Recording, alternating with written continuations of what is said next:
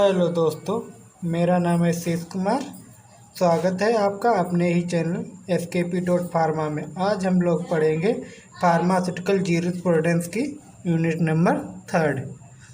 ठीक है, इससे पहले हम लोगों ने पढ़ा था यूनिट नंबर 2। ठीक है, आज हम लोग पढ़ेंगे फार्मेसी एक्ट 1948। सिलेबस देख लेते हैं हम लोग इसमें क्या क्या स्टडी करेंगे। फर्स्ट अपन हमारा है objective, then definition, then pharmacy council of India, यानी कि जो हमारी फार्मेसी काउंसिल ऑफ इंडिया है उसके बारे में स्टडी करेंगे। ये फार्मेसी काउंसिल इंडिया क्या होती और इसके क्या फंक्शंस होते हैं। उसके बाद हम लोग पढ़ेंगे it's constitution and functions, then education regulations, state and joint state pharmacy councils, then constitutions and functions, then registration pharmacist, then offense and penalties। इतने जो है हम लोग कवर करेंगे इस लेक्चर में, तो बने रहिए हमारे साथ। एक्चुअल में हमारी जो यूनिट नंबर 3 में जो हमारा फार्मेसी एक्ट है ये बहुत इम्पोर्टेंट है, क्योंकि ये जो है एग्जाम में आता ही आता है क्वेश्चन। तो स्टार्ट करते हैं डेफिनेशंस।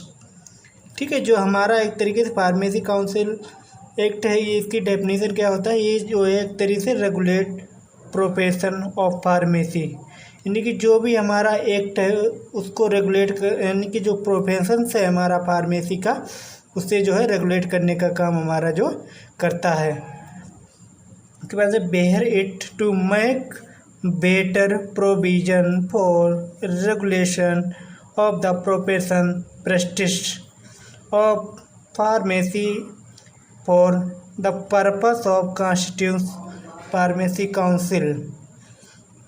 ठीक है, ये जो हमारा रूल्स जो है पास हुआ था ईयर 1948, यानी कि जो हमारा रूल एक तरीके से फार्मेसी एक्ट का पास हुआ था 1948। ठीक है, इससे पहले जो है हमारा कोई रूल्स नहीं था, क्योंकि कोई रूल्स ना होने के कारण कई तरीके से जो एक तरीके से फर्जीवाड़ा होता रहता था, जिससे क्या था कि पेशेंट की जो है डेथ रेट ज़्यादा हो जाती थी। यानी कि किसी को नॉलेज नहीं है लेकिन वो दवाई दे रहा है, इससे क्या है जो है पेशेंट में प्रॉब्लम एक तरीके से क्रिएट होने लगती। इसीलिए जो हमारा फार्मेसी एक्ट लाया गया था 1948 में। ठीक है, जिसे हम लोग पीसीआई एक तरीके से कहते हैं। जैसे PCI was first constituent in the year 1949 in recognise 5 years, यानी कि कहने का मतलब है हमारे जो फार्मेसी एक्ट 91 में एकदम रिकॉग्नाइज हुआ था कितने ईयर के लिए, 5 ईयर के लिए। ठीक है, नेक्स्ट पॉइंट देखते हैं। A pharmacist regard member of health care health system, यानी कि फार्मासिस्ट क्या होता है एक तरीके से जो मेंबर्स होता है, जो क्या करता है हेल्थ केयर सिस्टम को एक तरीके से मेंटेनेंस करने का काम करता है। ठीक है, उसके बाद नेक्स्ट पॉइंट आता है हमारा medicine are important and hence their handling compounding dispensing storage need through specialisation knowledge skill and training. कहने का मतलब है जो हम एक तरीके से जो फार्मेसी एक्ट में ऐसी चीज़ों को मतलब रखा गया है जिससे कि जो क्या करे एक तरीके से जो भी हमारी मेडिसिन है इसकी हैंडलिंग और कंपाउंडिंग एंड डिस्पेंसिंग को एक तरीके से रेगुलेट करे। ठीक है, और storage throughout the specialisation knowledge, यानी कि फार्मासिस्ट की एक स्पेशलाइजेशन नॉलेज के थ्रू जो है हैंडलिंग कंपाउंडिंग डिस्पेंसिंग को मैनेज करने का काम करे। नेक्स्ट आपका आता है ऑब्जेक्टिव्स, यानी कि फार्मेसी एक्ट जो आया है उसके ऑब्जेक्टिव क्या है, क्या एक ही तरीके से जो है लक्ष्य और जो है एक तरीके से क्या एम है। ठीक है, इसको जो है हम लोग स्टडी करते हैं। Regulating rising status of profession of pharmacy in India, यानी कि जो हमारा प्रोफेशन है इसको राइजिंग एंड स्टेटस के थ्रू एक तरीके से जो है रेगुलेट होता है। ठीक है, उसके बाद नेक्स्ट पॉइंट आता है हमारा providing uniform education training person enter the profession of pharmacy. यानी कि जो हमारा प्रोफेशन है फार्मेसी में वो क्या करता है, एक तरीके से प्रोवाइड कराता है यूनिफॉर्म और एजुकेशन एंड ट्रेनिंग। यानी कि जो भी फार्मेसी का पर्सन्स है उसको जो है एक तरीके से एजुकेशन प्रोवाइड कराता है। ठीक है, उसके बाद नेक्स्ट पॉइंट हमारा है maintaining control over person entering profession of pharmacy. यानी कि ये क्या करता है, मेंटेन करता है यानी कंट्रोल करता है person entering the profession of pharmacy. यानी कि जो प्रोफेशन हमारा फार्मेसी का है उसमें एक तरीके से कोई यानी कि बंदा जो है इंटर किया है उसको एक तरीके से मेंटेनेंस का काम करता है। ठीक है, उसके बाद हमारा नेक्स्ट पॉइंट आता है to provide constitution and function state pharmacy council of for registration pharmacist. यानी कि जो कहने का मतलब है जो रजिस्ट्रेशन फार्मासिस्ट का होता है वो एक तरीके से कॉन्स्टिट्यूशन प्रोवाइड कराता है किसका, फंक्शन स्टेट फार्मेसी के। सपोज किसी को यानी कि मेडिकल स्टोर खोलना हो तो उसके लिए एक तरीके से लाइसेंस की रिक्वायरमेंट पड़ती है। ठीक है, नेक्स्ट पॉइंट हमारा आता है to regulate the activities of pharmacist. यानी कि जो फार्मासिस्ट की एक्टिविटी होती है उसको रेगुलेट करने का हमारा एक तरीके से फार्मेसी एक्ट काम करता है। तो आप लोगों ने जाना यानी कि डेफिनेशन फार्मेसी एक्ट की और जो है उसके ऑब्जेक्टिव्स। नेक्स्ट हमारा आता है फार्मेसी काउंसिल ऑफ इंडिया। यानी कि फार्मेसी काउंसिल ऑफ इंडिया क्या होती है, एक तरीके से जो भी हमारा प्रोफेशंस है फार्मेसी का उसको रेगुलेट करने का काम हमारा जो है फार्मेसी काउंसिल ऑफ इंडिया करता है। यानी कि जैसे कोई भी ड्रग्स इंपोर्ट करनी हो, मैन्युफैक्चरिंग करनी हो और सेल करनी हो या डिस्ट्रीब्यूट करनी हो, इसके लिए हमारा जो है एक तरीके से बोर्ड बनाया गया फार्मेसी काउंसिल ऑफ इंडिया। यानी कि ये जो है एक तरीके से 2015 में फार्मेसी काउंसिल ऑफ इंडिया के जो है एक तरीके से पब्लिश्ड हुई थी न्यू फार्मेसी प्रैक्टिस के नाम से। ठीक है, इस जो है 2015 में रेगुलेट द फार्मेसी। हमारा आता है द इम्पोर्टेंट प्रोविजंस आर, हमारा ए पार्ट में डिवाइड किया गया A B C D part में। तो पहला हमारा है the drug can be dispensed only qualified registered pharmacist. यानी कि जो भी फार्मेसी काउंसिल ऑफ इंडिया में रजिस्टर्ड फार्मासिस्ट है वो डिस्पेंसिंग कर सकता है ड्रग्स की, यानी कि जो क्वालिफाइड हो। ठीक है, रजिस्टर्ड फार्मासिस्ट हो। नेक्स्ट हमारा आता है registered pharmacist not give registration certificate at more than one pharmacy. यानी कि कहने का मतलब है कोई भी फार्मासिस्ट है वो एक ही काउंसिल से अपना रजिस्ट्रेशन करा सकता है, ना कि अदर काउंसिल से। ठीक है, सपोज़ उसे जो है पंजाब में काम करना है तो वो जो है पंजाब का ही फार्मेसी काउंसिल से रजिस्ट्रेशन करा सकता है, ना कि उत्तर प्रदेश में। ठीक है, उत्तर प्रदेश का रहने वाला है वो काम करता है पंजाब में तो पंजाब में ही उसे फार्मेसी काउंसिल ऑफ इंडिया का रजिस्ट्रेशन कराना हो। नेक्स्ट पॉइंट हमारा आता है every registered pharmacist shall be dispense only those medicine as prescribed by the registered medical practitioner. यानी कि प्रत्येक पंजीकरण फार्मासिस्ट केवल उन्हीं दवाओं को मतलब वितरित कर सकता है, बेच सकता है जो चिकित्सक के द्वारा एक तरीके से प्रिस्क्राइब की गई हो। ठीक है, मेडिकल के द्वारा एक तरीके से प्रिस्क्राइब की गई हो, उन्हीं दवाओं को जो है वो बेच सकता है। नेक्स्ट पॉइंट हमारा आता है pharmacist maintain the medical prescription record pertaining to the patient for period of 5 years from the date of commencement of the treatment as per regulation. कहने का मतलब हमारा है कि जो भी फार्मासिस्ट है वो 5 ईयर तक यानी कि जो भी पेशेंट का ट्रीटमेंट हुआ है, प्रिस्क्रिप्शन हुआ, वो एक तरीके से रिकॉर्ड को मेंटेनेंस करके रखेगा।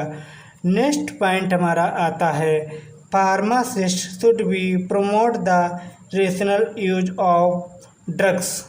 कहने का मतलब हमारा है यानी कि रेशनल यूज ऑफ ड्रग्स, यानी कि रेशनल का मतलब होता है एक तरीके से प्रिस्क्रिप्शन, एक तरीके से सही ढंग से प्रिस्क्रिप्शन करना। ठीक है, प्रिस्क्रिप्शन करना कौन करेगा? ये जो है फार्मासिस्ट एक तरीके से प्रमोट करेगा। जैसे कोई भी ड्रग्स है उसको सही तरीके से जो है डिस्क्राइब करेगा तो जो है यानी कि डॉक्टर उसको सही तरीके से प्रिस्क्राइब भी करेगा, यानी सही तरीके से सही जो है मर्ज के लिए। ठीक है, उसके बाद जो है नेक्स्ट पॉइंट हमारा आता है, कहने का जो मतलब है हमारा PCI जो है एक तरीके से 9 अगस्त 1949 को सेक्शन नंबर 3 के एक्ट में मतलब आया था। ठीक है, इसके जो है नेक्स्ट है हमारा the council consist of the following member, यानी कि जो हमारा फार्मेसी PCI आया था उसमें भी कुछ मेंबर्स को डिसाइड किया गया। ठीक है, तो फर्स्ट हमारा है इलेक्टेड मेंबर, यानी कि जो इलेक्शन के द्वारा चुने गए हों। ठीक है, उसमें कितने मेंबर होना चाहिए। फर्स्ट वन हमारा पॉइंट है 6 members including 8 list 1 teacher each pharmaceutical chemistry, pharmacology and pharmacognosy teaching staff, Indian University affiliated college granting a degree or diploma pharmacy. These member elected by the University Grant Commissions। कहने का मतलब है जो भी यानी कि जो भी यूनिवर्सिटी है उसमें जो है एक टीचर रहेगा उसके पास और जो है 6 मेंबर जो है वो एक तरीके से ग्रांट करेगा। ठीक है, next point 1 member elected by the medical council of India from among its member, यानी कि मेडिकल काउंसिल ऑफ इंडिया से जो है इलेक्टेड किया जाएगा 1 मेंबर्स। नेक्स्ट पॉइंट है 1 member who shall be recognised pharmacist representative each state elected by the council. कहने का मतलब है कि 1 मेंबर जो है एक तरीके से state elected by state council, यानी कि एक स्टेट काउंसिल से 1 मेंबर जो है इलेक्टेड किया जाएगा। नेक्स्ट हमारा आता है नॉमिनेटेड मेंबर्स, यानी कि जो नॉमिनेटेड किए जाएं, नाम से मतलब एक तरीके से इलेक्टेड किए जाएं। ठीक है, तो फर्स्ट पॉइंट हमारा है 6 member including at least 4% degree और diploma in pharmacy and in the prestige of pharmacy pharmaceutical chemistry nominated by central government. कहने का मतलब है जो हमारा सेंट्रल गवर्नमेंट है उसमें जो है फार्मास्यूटिकल केमिस्ट्री में डिप्लोमा डिग्री से मतलब 6 मेंबर जो है एटलीस्ट होने चाहिए, जो कि मतलब एक तरीके से नॉमिनेट किए जाते हैं।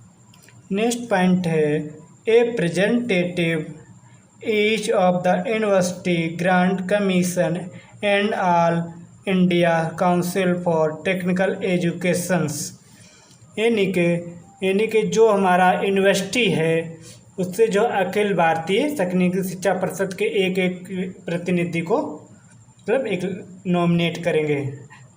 नेक्स्ट पॉइंट है 1 registered pharmacist represented each state nominate bye the state government, यानी कि स्टेट गवर्नमेंट जो एक फार्मासिस्ट को नॉमिनेट करेगी जो कि अगर एक तरीके से रजिस्टर्ड हो। ठीक है, नेक्स्ट पॉइंट आता है एक्स ऑफिसो मेंबर्स, यानी कि एक्स ऑफिसो मेंबर्स में क्या रहता है एक तरीके से director general of health service, director general रहता है हेल्थ सर्विस का।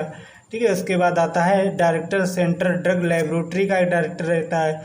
नेक्स्ट आता है ड्रग कंट्रोलर ऑफ इंडिया रहता है।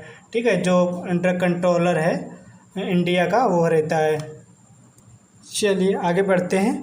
फंक्शन ऑफ पीसीआई यानी कि pharmacy council of India, pharmacy council of India के क्या क्या फंक्शंस हैं।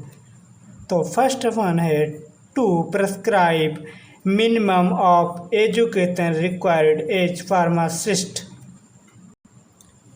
To prescribe minimum of education required as pharmacist, यानी कि जो फार्मासिस्ट है उसकी कितनी न्यूनतम जो है एजुकेशन एक तरीके से निर्धारित की जाती है फार्मासिस्ट रिक्वायर की। जैसे suppose B Pharm, D Pharm, एक तरीके से इसके एक तरीके से मिनिमम रिक्वायरमेंट है फार्मासिस्ट बनने के लिए। नेक्स्ट पॉइंट आता है drafting of education regulation fulfil by the institutions for approval for imparting education of pharmacy. कहने का मतलब है यानी कि जो भी हमारे कॉलेजेस वगैरह चलते हैं उनमें शिक्षा व्यवस्था को रेगुलेट करने का काम जो है हमारी फार्मेसी काउंसिल ऑफ इंडिया करती है। नेक्स्ट पॉइंट है to provide uniform education standard throughout of country. कहने का मतलब है पूरे हमारे देश में एजुकेशन सिस्टम को जो है एक तरीके से समान तरीके से जो है एक तरीके से रेगुलेट करने का काम करे। नेक्स्ट पॉइंट है inspection of pharmacy institution to verify availability of the prescription from, यानी कि जो हमारी फार्मेसी संस्था चलती है जहाँ पे एजुकेशन प्रोवाइड किया जाता है ये फार्मासिस्ट के लिए, उसका एक तरीके से इंस्पेक्शन करना और जो है लीगली तरीके से उसको जो है मेंटेनेंस करना और जो है उसके रूल को फॉलो कराना किसी कॉलेज को। चलिए to recognise the course of study and examination for pharmacist, यानी कि कहने का मतलब है यानी कि जो रिकॉग्नाइज्ड कोर्स रहते हैं उसका एग्जामिनेशन स्टडी के लिए एक तरीके से फार्मासिस्ट को रेगुलेट करना। नेक्स्ट पॉइंट है to withdrawal approval if institutions does not confirm education standard prescribed by the PCI, यानी कि जो पीसीआई द्वारा एक तरीके से कहा जाए तो गाइडलाइन मतलब कोई भी कॉलेज जो है फॉलो नहीं करता है तो एक तरीके से उसको विथड्रॉल मतलब अप्रूवल हटा लिया जाएगा। नेक्स्ट पॉइंट है to approval qualification granted outside the territories to which the Pharmacy Act extends the approval of foreign qualifications। कहने का मतलब है यानी कि जो भी हमारे कहने का मतलब है कि यानी कि जो विदेशी यानी विदेश से पढ़ के आए हैं उनको एक तरीके से रेगुलेट करने का काम करे जो फार्मेसी फील्ड से हैं, फार्मेसी प्रोफेशन से हैं। ठीक है, ये जो है हमारा पीसीआई एक तरीके से रेगुलेट करती है जो भी एक तरीके से अदर फॉरेन कंट्री से पढ़ के आता है फार्मेसी फील्ड में। ठीक है, चलिए आगे बढ़ते हैं। नेक्स्ट टॉपिक आता है हमारा एजुकेशन रेगुलेशन 1991, शॉर्ट फॉर्म बोला जाता है ईडी। ठीक है, यानी कि जो भी एजुकेशन के रेगुलेशन आए जो एज ए फार्मासिस्ट, ठीक है, ने आता है हमारा with the approval of central government the pharmacy max education regulation in which mention the minimum qualification needed for registered pharmacist, यानी कि जो एजुकेशन रेगुलेशन से हमारा एक तरीके से मिनिमम क्वालिफिकेशन क्या होनी चाहिए फार्मासिस्ट की, यानी कि जो हमारी पीसीआई है वो एक तरीके से पीसीआई जो है हमारी कितनी मतलब क्वालिफिकेशन मिनिमम होने चाहिए फार्मासिस्ट बनने के लिए। ठीक है, एक तरीके से कहा जाए तो इसके फंक्शंस क्या होते हैं to prepare the minimum qualification standard for education required as pharmacist. कहने का मतलब है जो इसके फंक्शंस होते हैं to prepare the minimum qualification of, यानी कि to prepare the minimum qualification standard for education required as pharmacist, यानी कि जो फार्मासिस्ट के लिए यानी कि क्वालिफिकेशन में मिनिमम कितनी होनी चाहिए वो प्रिपेयर करता एक तरीके से हमारा एजुकेशन रेगुलेशंस। ठीक है, नेक्स्ट पॉइंट आता है minimum qualification for admission to the course, example B Pharm. ठीक है, यानी कि जो बी फार्म का मिनिमम क्वालिफिकेशन कितना होना चाहिए बी फार्म करने के लिए 10+2 विथ PCM या PCB। ठीक है, कंपलसरी होता है इसमें, यानी कि एक तरीके से बी फार्म को एजुकेशन जो मतलब लेने के लिए। नेक्स्ट पॉइंट आता है nature and period of course study B Pharm 4 year, यानी कि जो इसका बी फार्म का नेचर स्टडी होता है वो जो है 4 ईयर होता है। ठीक है, nature period of practical training, यानी कि एक तरीके से इसमें कहा जाए तो प्रैक्टिकल ट्रेनिंग होती है after complication of required to course, example एक तरीके से कहा जाए तो हॉस्पिटल एंड इंडस्ट्रियल ट्रेनिंग। ठीक है, एक तरीके से इसमें ट्रेनिंग होती है प्रैक्टिकली वाली हॉस्पिटल एंड इंडस्ट्रियल। ठीक है, जो बी फार्म करते हैं उनके लिए एक तरीके रिक्वायर होती है हॉस्पिटल में ट्रेनिंग करना और इंडस्ट्रियल में।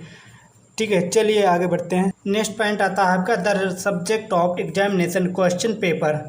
ठीक है, एक तरीके से कहा जाए तो जो है क्वेश्चन पेपर इसमें शामिल हैं, इंक्लूडिंग सेमी कॉम्पिटिटिव एग्ज़ाम, यानी कि एजुकेशन जो है एक तरीके से प्रोवाइड कराता है एक तरीके से क्वेश्चन पेपर, और ये जो है कॉम्पिटिटिव एग्जाम को भी एक तरीके से रेगुलेट करने का काम करते हैं। नेक्स्ट पॉइंट है the equipment and facility to be provide by institute by giving practical training, यानी कि एक तरीके से कहा जाए तो यानी कि जो भी इंस्टीट्यूट हैं वो एक तरीके से प्रोवाइड कराते क्या प्रैक्टिकल ट्रेनिंग।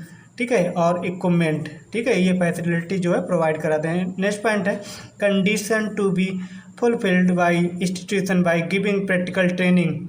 ठीक है, ये एक तरीके से कहा जाए तो नेक्स्ट पॉइंट आता है हमारा condition to be fulfilled by institution giving practical training, यानी कि जो भी इंस्टीट्यूट है उसने एक तरीके से अपनी जो है कंडीशन फुलफिल्ड की हैं प्रैक्टिकल ट्रेनिंग के अकॉर्डिंग, उसको एक तरीके से रेगुलेट करने का काम करती है एजुकेशन। ठीक है, उसके बाद आता है education condition to be fulfilled authorise holding approval examinations, यानी कि कहने का मतलब है जो भी एग्जामिनेशन फुलफिल्ड हैं उसके अथोराइज होल्डिंग अप्रूवल एग्जामिनेशंस। ठीक है, नेक्स्ट पॉइंट हमारा आता है बिफोर अप्रूवल, यानी कि अप्रूवल से पहले। ठीक है, जो अप्रूवल से पहले क्या क्या शर्तें होने चाहिए, क्या रेगुलेशंस होने चाहिए। Central council send the draft and amendment if any the all state government and wait for their opinion. ठीक है, यानी कि कहने का मतलब है जो सेंट्रल गवर्नमेंट हमको गवर्नमेंट क्या करती है सेंड करती है स्टेट गवर्नमेंट को, कोई भी मतलब कहा जाए तो कोई भी मसौदा एक तरीके से बनाया है। ठीक है, उसको क्या करती है एक तरीके से सेंड करती है, फिर उसका जो है अप्रूवल का इंतज़ार करती है, जो भी जवाब आए उसका इंतज़ार करती है। नेक्स्ट पॉइंट है हमारा after this considers opinion if otherwise send to central government and approvals. ठीक है, नेक्स्ट पॉइंट आता है एप्लीकेशन ऑफ एजुकेशन रेगुलेशंस। ठीक है, स्टेट। ठीक है, जो भी एप्लीकेशंस हो एजुकेशन के वो स्टेट द्वारा एक तरीके से अप्रूवल होना चाहिए। नेक्स्ट पॉइंट था education regulation become effective in a state when the state government pass a notification official gazette. Next point है education regulation become effective in a state when the state government passed notification official gazette. कहने का मतलब है जो हमारी state government है वो एक तरीके से नोटिफिकेशन ऑफिशियल गजट में एक तरीके से निकालती रहती है, तो इससे क्या होता है एक तरीके से हमारी जो है सेंट्रल गवर्नमेंट इससे मतलब प्रभावित हो जाती है। ठीक है, नेक्स्ट पॉइंट है state government pass this after consulting with state pharmacy council which is constituent under chapter 3 of pharmacy act.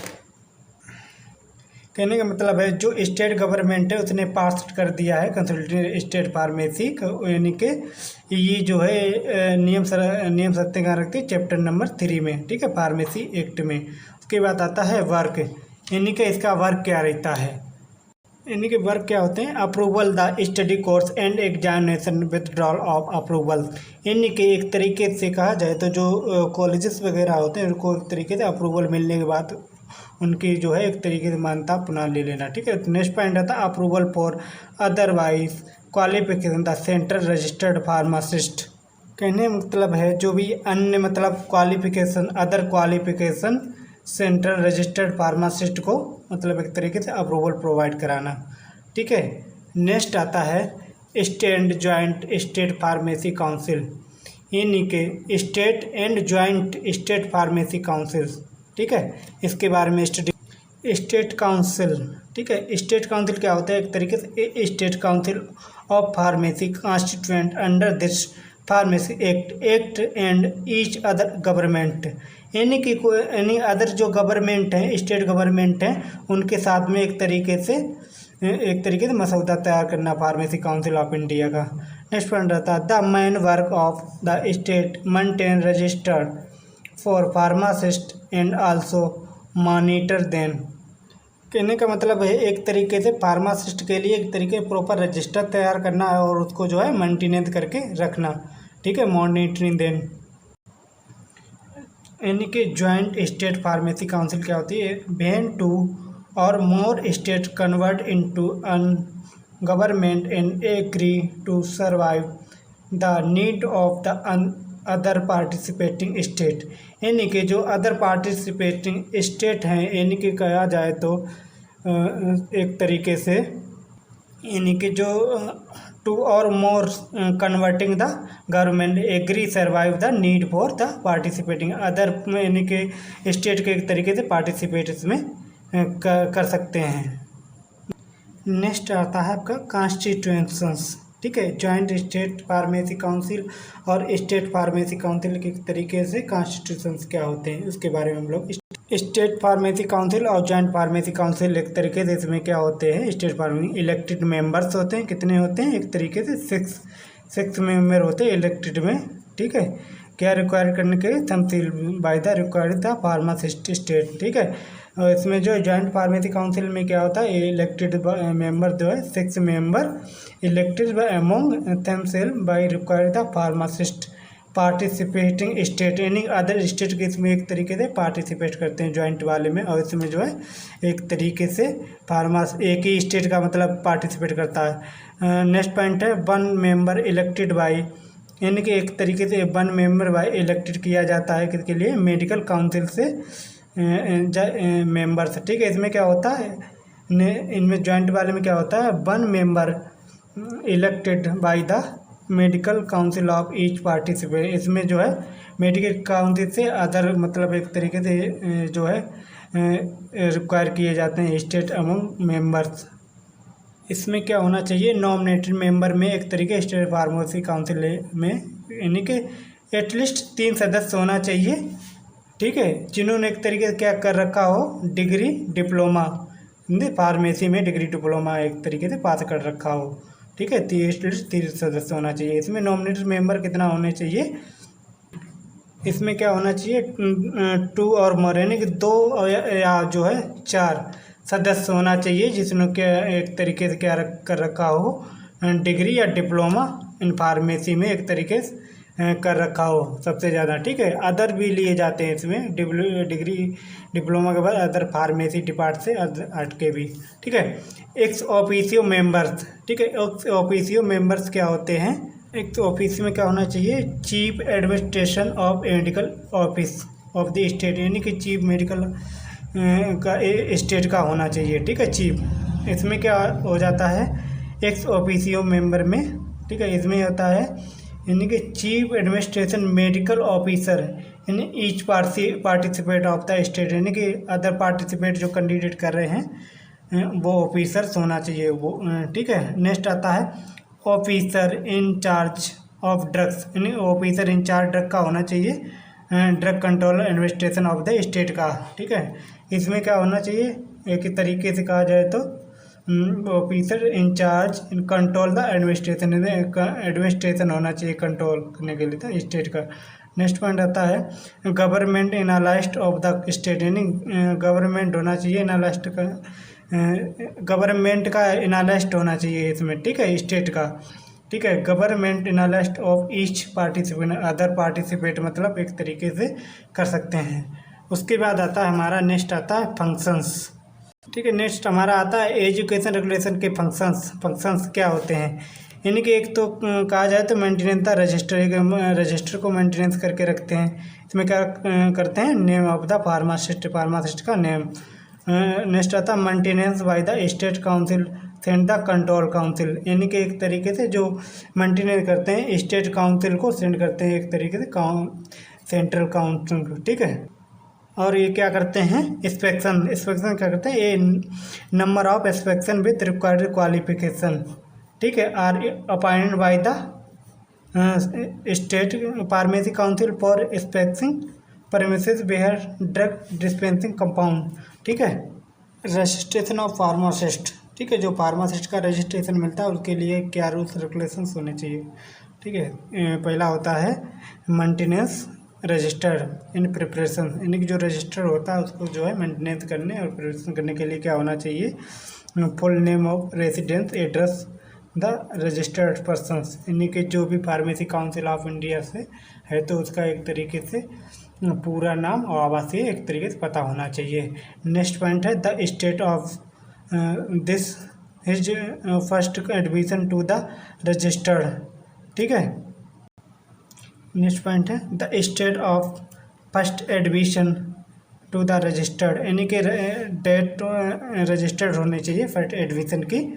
ठीक है, नेक्स्ट पॉइंट है हिज क्वालिफिकेशन रजिस्टर्ड, यानी क्वालिफिकेशन रजिस्ट्रेशन एक तरीके से मेंटेनेंस होना चाहिए रजिस्टर पे। हिज प्रोफेशनल एड्रेस, ठीक है, एम्प्लॉयड बाई पर्सनस, जो पर्सन एम्प्लॉयड किया है उसका एड्रेस।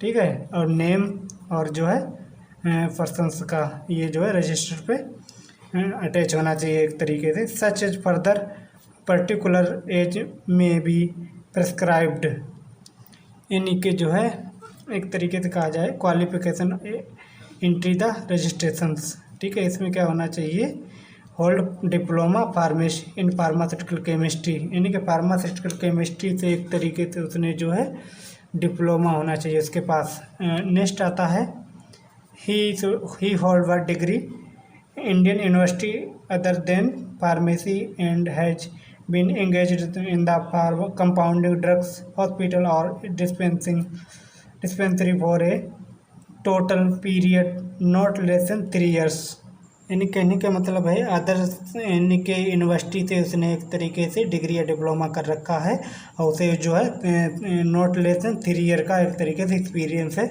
वो भी एक तरीके से फार्मासिस्ट के लिए एलिजिबल है। नेक्स्ट पॉइंट आता है has passed examination recognised adequate by the state government for commerce dispense, कहने का मतलब है एक तरीके से यानी कि ऐसा व्यक्ति जिसने क्या नाम जो है मान्यता प्राप्त किसी इंस्टीट्यूट से डिग्री प्राप्त किया हो वो भी एक तरीके से एलिजिबल है। नेक्स्ट आता है हमारा entry and removal of names. ठीक है, एंट्री में क्या होना चाहिए, all application for register should be address register of SPC, यानी कि कहने का मतलब है जो पंजीकरण यानी कि जो रजिस्ट्रेशन के लिए आवेदक को एसपी को संबोधित करना पड़ेगा यानी बताना पड़ेगा।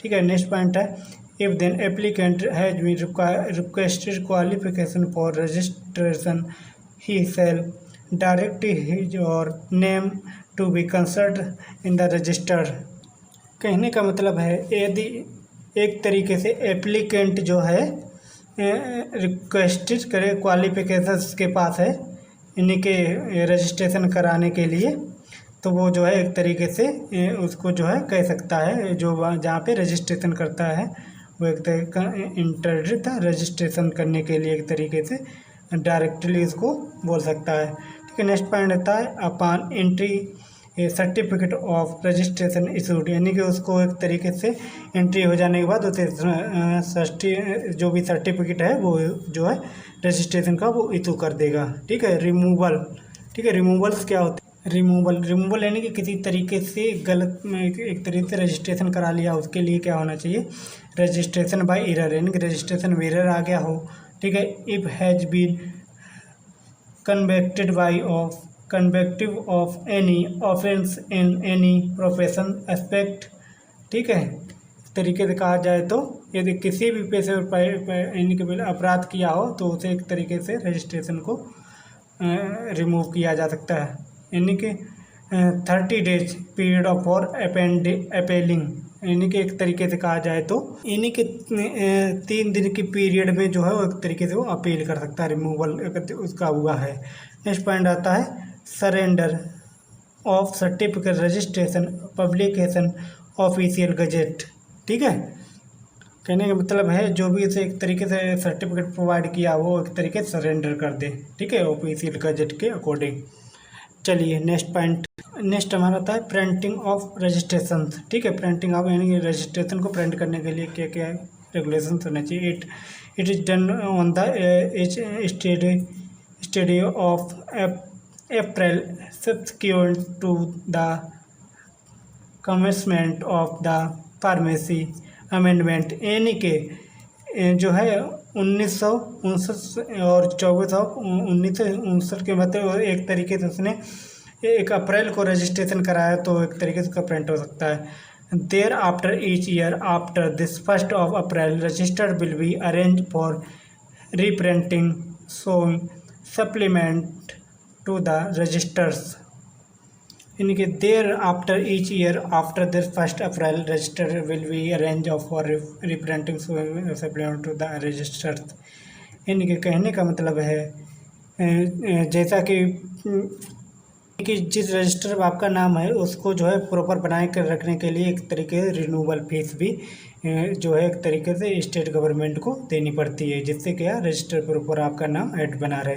नेक्स्ट पॉइंट आता है these supplement and register are deemed to be for that are persons whose names are contained by therein are registered pharmacist. कहने का मतलब है यदि एक तरीके से रिन्यूअल कराने में अगर फीस नहीं जमा की है तो रजिस्टर से उसका नाम रजिस्टर हटा देगा। ठीक है। नेक्स्ट पॉइंट आता है on payment of the renewal fees the registered shall be, यानी कि कहने का मतलब है एक तरीके से on payment of the renewal fees register shall be receipt, यानी कि कहा जाए तो एक तरीके से रजिस्ट्रार एक तरीके से आपको रसीद प्रोवाइड कराएगा जो कि आपका सबूत होगा कि हाँ हमने एक तरीके से रजिस्ट्रेशन कराया है। जैसे कि मतलब कोई भी फार्मेसी क्वालिफाइड कर चुका है, डिप्लोमा या बैचलर, वो एक तरीके से पीसीआई में जाएगा तो रजिस्ट्रेशन कराएगा और वहाँ से जाके एक तरीके से उसे एक रसीद प्रोवाइड की जाएगी जो कि उसका सबूत होगा। ठीक है। नेक्स्ट आपका आता है ऑफेंस एंड पेनाल्टीज। ठीक है। ऑफेंस क्या होने चाहिए? Suppose falsely claim to be registered pharmacist, यानी कि कोई भी एक तरीके से क्लेम करे, ठीक है, कि हम एक तरीके से रजिस्टर्ड फार्मासिस्ट हैं, उसके लिए एक तरीके से पेनाल्टी कितनी होनी चाहिए? यानी कि 500 रुपये ऑन फर्स्ट कन्वेक्शन, यदि उसने फर्स्ट में एक तरीके से गलती किया हो। ठीक है। और नेक्स्ट मतलब किया जाए फाइन अप टू 1000 का, यदि दोबारा उसने ऐसी गलती की है तो उस पर 1000 के फाइन गया और जो है 6 मंथ तक पनिशमेंट मिलेगा, यानी सब्सिक्वेंट कंस्ट्रक्शन के अकॉर्डिंग। नेक्स्ट ऑफेंस क्या है? एक तरीके से एक तरीके से कहा जाए तो एक फार्मासिस्ट है जो है एक तरीके से वो दावा करे कि हमारा रजिस्ट्रेशन है, तो उसके लिए एक तरीके से क्या होना चाहिए? 6 मंथ का पनिशमेंट होना और फाइन जो है एक तरीके से 1000 की लगेगी। ठीक है।